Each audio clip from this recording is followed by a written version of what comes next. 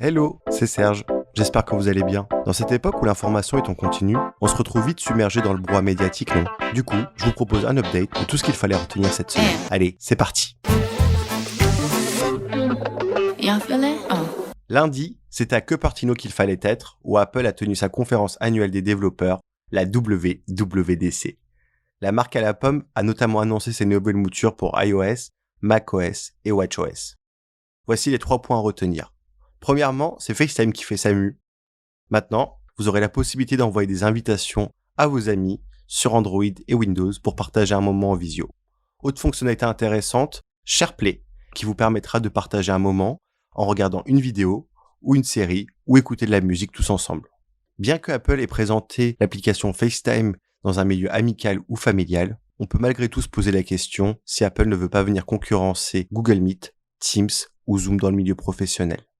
En termes de santé aussi, Apple a présenté des points importants, notamment maintenant la possibilité de partager vos données de santé avec vos proches ou votre médecin. Bien entendu, vous pourrez sélectionner quelles données vous partagez et lesquelles vous souhaitez les garder confidentielles pour vous. Un nouvel indicateur fait aussi son apparition dans l'application santé, celui de la stabilité de votre marche, qui permet, en étudiant les mouvements quotidiens que vous faites, de détecter un potentiel risque de chute. Vous le savez, un des combats d'Apple est la privacy. Du coup, quelques nouveautés aussi de ce côté-là.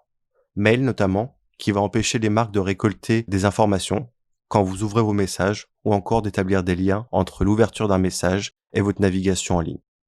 Il y a quelque temps, Apple avait introduit aussi la fonction Intelligent Tracking Prévention dans Safari qui empêchait de vous suivre à l'aide des cookies.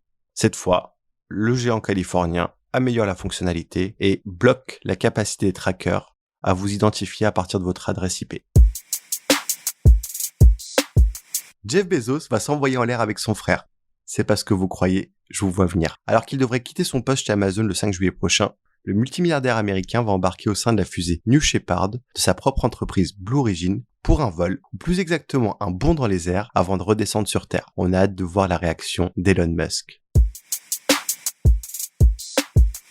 Autre information qui nous vient de chez Facebook, et notamment lors de la Creator Week, Mark Zuckerberg dévoile des nouveaux outils de monétisation à destination des influenceurs. L'ambition est clairement que ces derniers puissent vendre directement des produits sur Instagram. On confirme, Instagram vient concurrencer de plus en plus des acteurs de l'e-commerce comme Amazon. La suite est toujours aux États-Unis, avec le Congrès américain qui continue de lutter pour la régulation des GAFA. Suite au rapport d'octobre dernier sur la concurrence des marchés numériques, qui accuse notamment les GAFA d'abus de position dominante, des députés de la Chambre du commerce ont proposé 5 nouvelles propositions. Parmi elles, le principe de non-discrimination.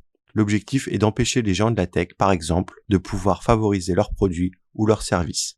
Autre point, l'idée d'interdire d'acquérir des rivaux potentiels pour éliminer la concurrence.